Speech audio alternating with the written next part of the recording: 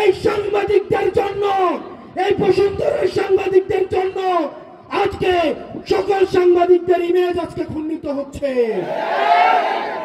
প্রিয় পাবনাবাসী, আপনারা জানেন পাবনাকে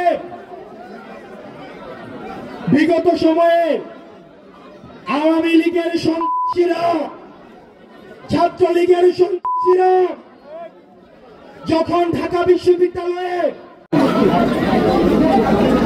বিশ্ববিদ্যালয়ে আগে যখন শিক্ষার্থীদেরকে নির্যাতন করা হতো, আওয়ামী লীগ যখন দিনের ভোট রাতে করত,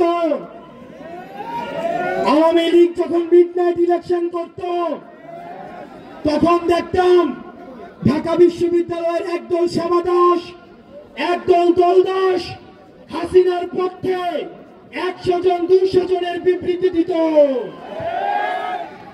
আজকে দেখলাম আমি যখন হাসিনার বিরুদ্ধে, বসুন্ধরা মিডিয়ার বিরুদ্ধে কথা বলেছি, আজকে দেখলাম কালের কণ্ঠের সম্পাদক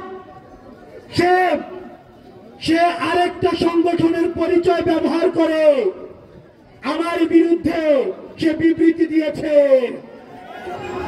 আমরা স্পষ্ট করে বলতে চাই, আমাদের মিডিয়ার ভাইয়েরা, অনেক মিডিয়ার ভাই রয়েছেন নিরলসভাবে পেশাদারিত্বের সাথে সাংবাদিকতা করে যাচ্ছেন, নিষ্ঠার সঙ্গে সাংবাদিকতা করে যাচ্ছেন, কিন্তু আপনার মতো বাটপার, আপনাদের মতো দলদাস, আপনাদের মতো চিটার, আপনাদের মতো বিবেক বিক্রি করে দেওয়া এই সাংবাদিকদের জন্য, এই বসুন্ধরার সাংবাদিকদের জন্য আজকে সকল সাংবাদিকদের ইমেজ আজকে খণ্ডিত হচ্ছে।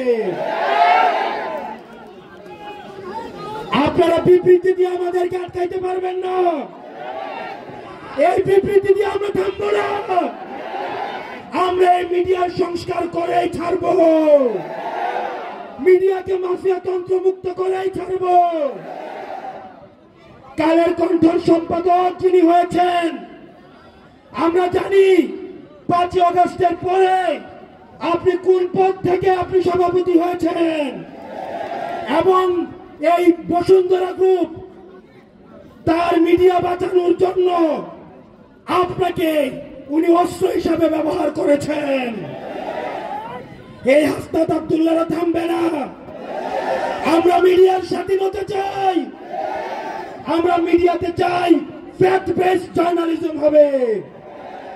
ধরে ধরে যেভাবে তারেক জিয়াকে, এই কালের কণ্ঠ তারেক জিয়াকে নিয়ে মিথ্যাচার করেছে, এই মিডিয়া বেগম জিয়াকে নিয়ে মিথ্যাচার করেছে, আজকে কালের কণ্ঠকে নিয়ে কথা বললে নাকি, বসুন্ধরাকে নিয়ে কথা বললে নাকি বিএনপি ভয় পেয়ে যায়।